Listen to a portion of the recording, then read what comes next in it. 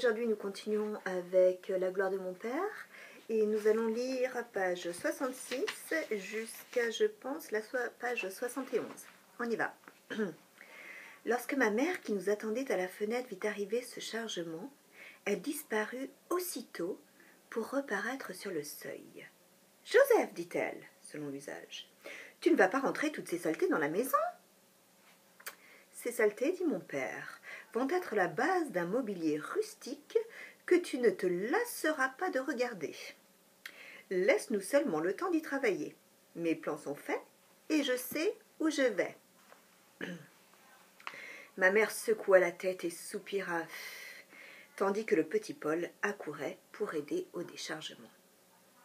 Nous transportâmes tout le matériel à la cave où mon père avait décidé d'installer notre atelier.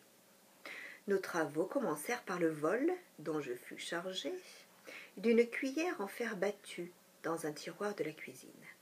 Ma mère la chercha longtemps et la retrouva plusieurs fois, mais elle ne la reconnut jamais, car nous l'avions aplatie à coups de marteau pour en faire une truelle. Avec cet outil, digne de Robinson Crusoe, nous scellâmes dans le mur de la cave 2 bouts de fer, reliés par 4 vis à une flageolante table dont ils assurèrent la stabilité et qui fut ainsi promue au rang d'établi. Nous y installâmes un étau criard, apaisé d'une goutte d'huile. Puis nous fîmes le classement de l'outillage. Une scie, un marteau, une paire de tenailles, des clous de tailles différentes, mais également tordus par de précédentes extractions, des vis, un tournevis, un rabot, un ciseau à bois.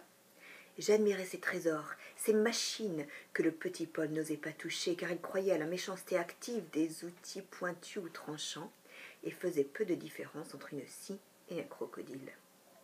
Cependant, il comprit bien que de grandes choses se préparaient.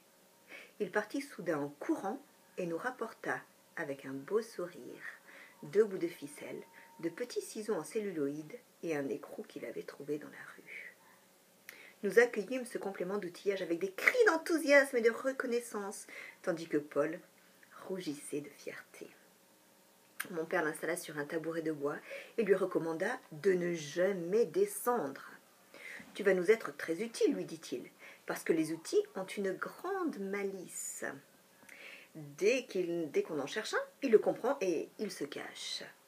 Oh, « Parce qu'ils ont peur des coups de marteau, dit Paul. « Naturellement, dit mon père. Alors toi, sur ce tabouret, surveille-les bien. Ça nous fera gagner beaucoup de temps. » Chaque soir à 6 heures, je sortais de l'école avec lui. Nous rentrions à la maison en parlant de nos travaux et nous achetions en chemin de petites choses oubliées. De la colle de menuisier, des vis, un pot de peinture, une râpe à bois. Nous nous arrêtions souvent chez le brocanteur devenu notre ami. Là, j'entrais en pleine féerie, car j'avais maintenant la permission de fouiller partout. Il y avait tout dans cette boutique. Pourtant, on n'y trouvait jamais ce que l'on cherchait. Venus pour acheter un balai, nous repartirions avec un carnet à piston ou une sagaie, celle-là même, au dire de notre ami, qui avait tué le prince Bonaparte.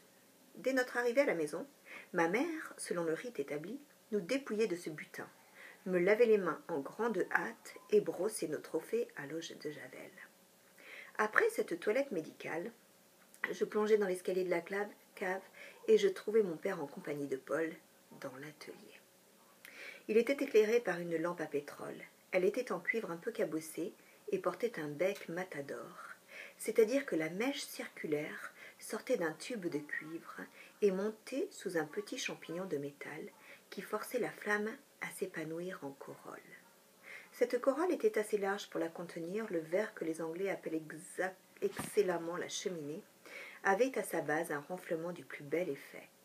Mon père considérait cette lampe comme le dernier mot de la technique, et il est vrai qu'elle donnait une vive lumière, en même temps qu'une violente odeur moderne.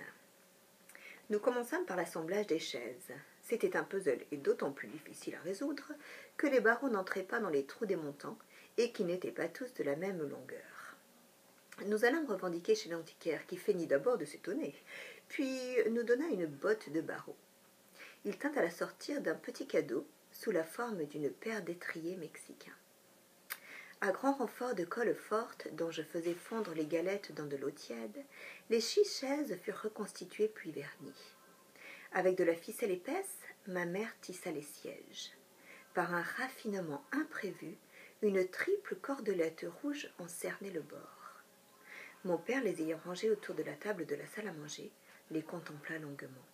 Puis il déclara que ces meubles, ainsi attifés, valaient au moins 5 fois le prix qu'il les avait payés, et nous fit admirer une fois de plus les prodigieuses affaires qu'il savait découvrir chez le brocanteur.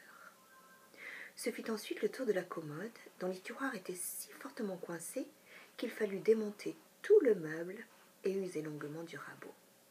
Ces travaux, qui ne durèrent pas plus de 3 mois, occupèrent cependant dans ma mémoire une place considérable, car c'est à la lumière du bec Matador que j'ai découvert l'intelligence de mes mains et de la prodigieuse efficacité des plus simples outils.